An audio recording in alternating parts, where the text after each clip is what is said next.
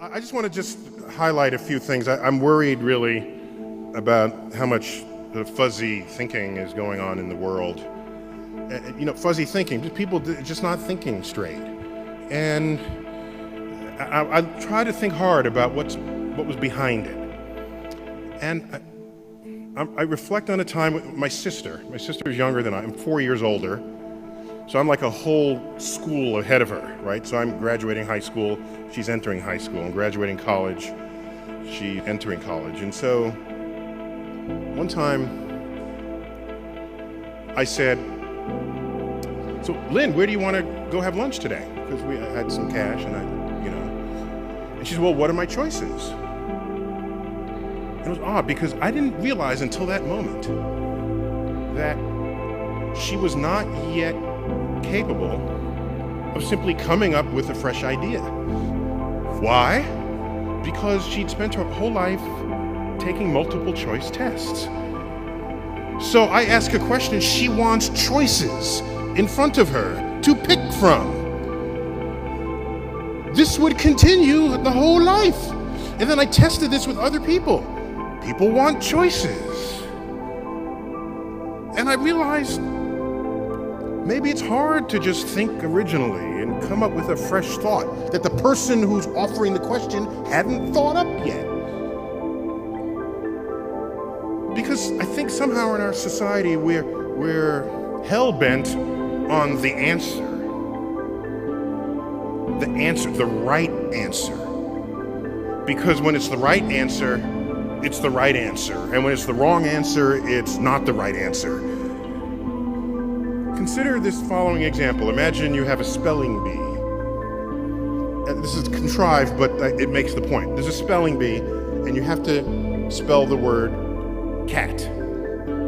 Okay. So one student spells it C-A-T. Person got it right.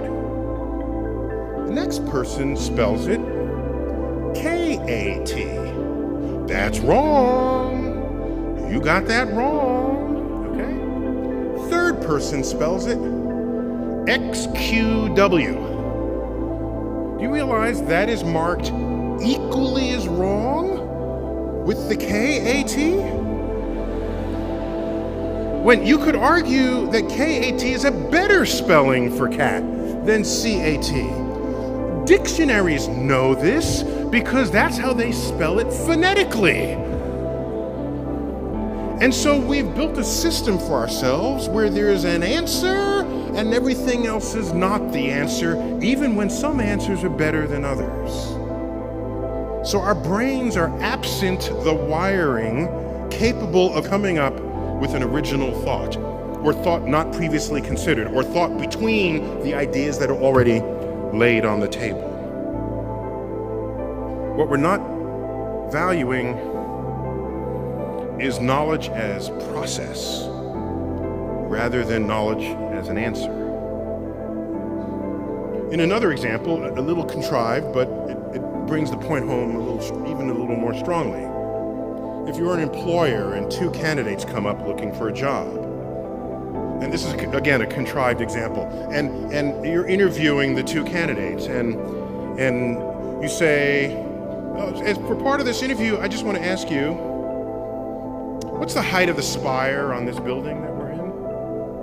And the candidate says, oh, I was an architect. I've majored in architecture for a while, and I memorized the heights of all the buildings on campus. I know the height of that spire is 150 feet. In fact, 155 feet tall.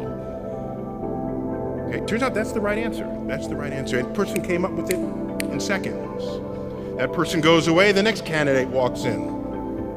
Do you know the height of the spire on this building? The candidate says, no, but I'll be right back. Person runs outside, measures the length of the shadow of that spire on the ground, measures the length of her own shadow, ratios the height to the shadows, comes up with a number. Runs back inside, it's about 150 feet. Who are you going to hire? I'm hiring the person who figured it out, even though it took that person longer, even though the person's answer is not as precise. I'm hiring that person because that person knows how to use the mind in a way not previously engaged.